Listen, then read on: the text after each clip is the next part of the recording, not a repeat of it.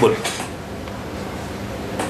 Sir આને છે ને 8 વર્ષથી રેગ્યુલર દરરોજ 2 બોટલ 3 બોટલ પી આવે. વાગે પછી ઊંઘતો નથી પડતો. સુસાઇડ લખ જ કરે છે. આઈ સેવ મી સેવ માય ફેમિલી એમ એવું બધું હાથે લખેલું છે. દિવાળવાળે લખેલું શું રિપોર્ટ એમ દબાઈ જ કરતો રાત્રે ઉપર દાદા ચડ પેપર જ વાંચ કરી. કોરેક્સ કેટલી પીતો હતો? કોરેક્સ તો જોઈ સાહેબ દિવસની 2 પીવે અને સાંજે પણ જાય, કમ્પલસરી જાય.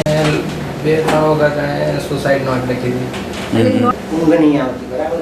પછી હમણાં તો કેવું ફરફરતું તો થાક ના લાગે સાહેબ. કેટલી કોરેક્સ પીવે છે દિવસમાં?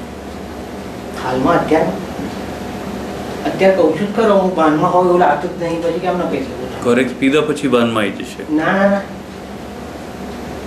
તો એટલે આ બધું શૂટિંગ થાય છે, શું થાય છે એ બધી મને નહીં ખબર. એમ કહું હું માનું છું ખબર છે, પણ રિયલમાં શું થાય છે એ તો મને નહીં ખબર. નહીં ખબર. બેટા બોલ. હા તું બોલ, કેસા હે इसको आज? કાલે જે ખેંચો જેવું આવતું હતું ને એ બાજે પણ રાત્રે ઊંઘમાં બેઠો થઈને આથી ખેંચો આવતું હોય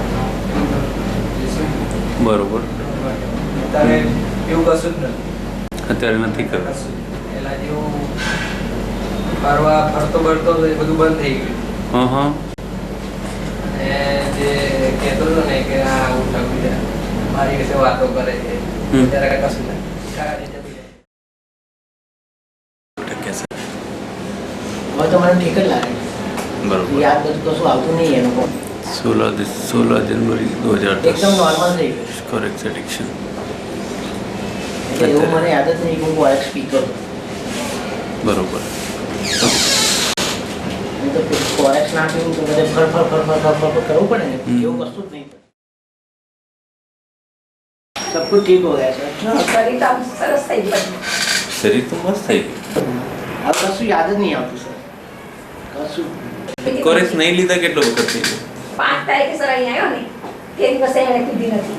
બીજા દિવસે 5 क्या महीना क्या महीना है? 5 કે દાખલ કર્યો ને. 5 1 ઊંઘે છે પણ સરસ રીતે જાતે નોર્મલી ઊંઘ આવે છે.